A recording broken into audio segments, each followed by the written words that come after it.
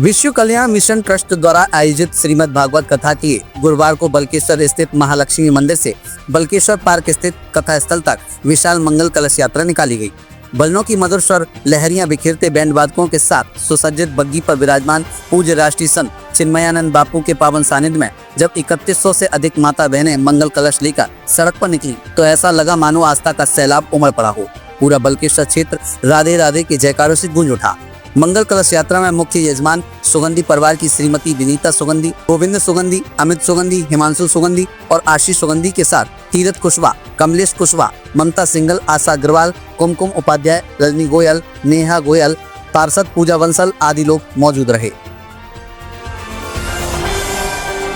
श्रीमद् भागवत कथा का आज से शुभारंभ हुआ है। 2100 कलश यात्रा के साथ में श्री महालक्ष्मी मंदिर बल्केश्वर से स्टार्ट होके बल्केश्वर पार्क में अभी 2100 कलश यात्रा यहाँ पर आई है, पहुँची है। कल से कथा का यहाँ पर स्टार्ट का कार्यक्रम जो है 3 बजे से 7 बजे तक कथा होगी बल्केश्वर पार्क में। श्रीमद् भागवत कथा 22 तारीख से 28 तारीख तक श्रीमद् भागवत कथा का शुभारंभ होगा।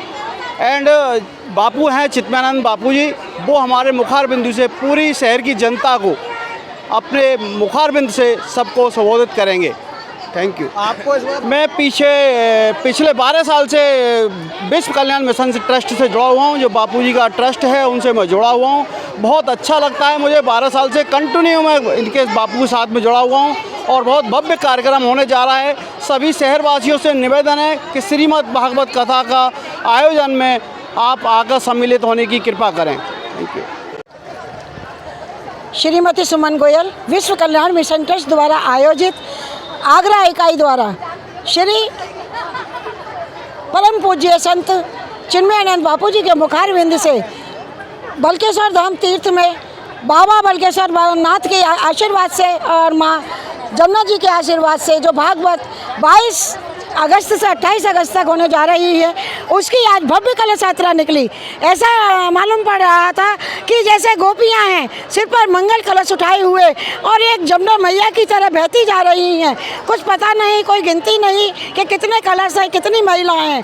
ऐसा लग रहा था कि स्वर्ग से बग्गी पर बैठे हुए हमारे कन्हैया जी, कान्हा जी के रूप में गुरुदेव विराजमान थे और साथ में उनके लड्डू गोपाल ठाकुर जी थे। वो ऐसा लग रहे थे कि जैसे राम और बलराम थे, जैसे कृष्ण बलराम थे, जैसे राम और लक्ष्मण थे, ऐसा लग रहा था। और माताएं सारी राधा जी के रूप में साथ साथ चल रही थी। और सभी से मैं कहना चाहूँगी पुनः कि आप सभी आगरावासी ऐसा भव्य मौका ना खोएं, सभी लोग आएँ। कल से 22 अगस्त से भागवत कथा का शुभारंभ हो रहा है। आप सभी लोग आइए और श्री बापू जी के गुरुदेव के मुख से जो भागवत की गंगा बहेगी उसमें डुबकी लगा के अपने परिवार के और अपने पापों को मिटा के और भगवान के गोलोक धाम को जाने की तैयारी कीजिएगा, क्योंकि हमें मोक्ष भागवत ही दिलाएगी। ऐसी भव्यता अभी देखने को नहीं मिली। इतने सालों में मैं पहली बार बल्केश्वर में ये देख रही हूँ कि 2500 से ऊपर कलश उठे हुए हैं, क्योंकि यहाँ पर राष्ट्रीय संत जी आए हुए हैं। उन्होंने 10 साल के बाद यहाँ भागवत की है, इसलिए इतना सब में उल्लास है और बहुत अच्छा लग रहा है सभी बहनों को। और आप देख रहे हो यहाँ पर कम और पड़ गए हैं, कलश की पर्चियाँ भी कम पड़ गई और 5000 कलश उठने थे, वो 2500 ही उठे हैं। मैं विनीता गुप्ता सुगंधी परिवार से मुख्य यजमान बनी हूँ। मुझे बहुत प्रसन्नता हो रही है कि हम तीसरी बार बने हैं, इसलिए सब इसका आनंद उठाएं। हम कल से तैयारी कर रहे हैं, बहुत मज़ा आ रहा है, बहुत अच्छा लग रहा है, बहुत खुशी हो रही है कि चिन्मयानंद बापू जी हमारे आगरा में आए हैं और हमें ये सौभाग्य मिला है। बापू जी के श्री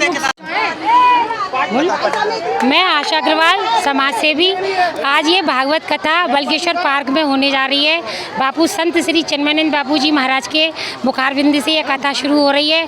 तो आज कलश यात्रा थी, 2100 कलश उठाए गए हैं।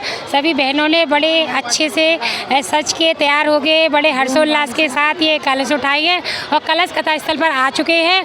और इसके बाद अभी बापू जी के मुखारबिंद से थोड़ी सी कथा होगी, उसके बाद कल से कथा प्रारंभ हो जाएगी। तो मैं सभी आगरा वासियों को आमंत्रित करती हूँ कि इस कथा के लिए ज़्यादा से ज़्यादा संख्या में आएँ और धर्म लाभ उठाएं। ब्रज से जुड़ी हुई है और इस पावन भूमि पर श्रीमद् भागवत कथा का आयोजन होना ये समस्त आगरा वासियों के लिए सौभाग्य की बात है।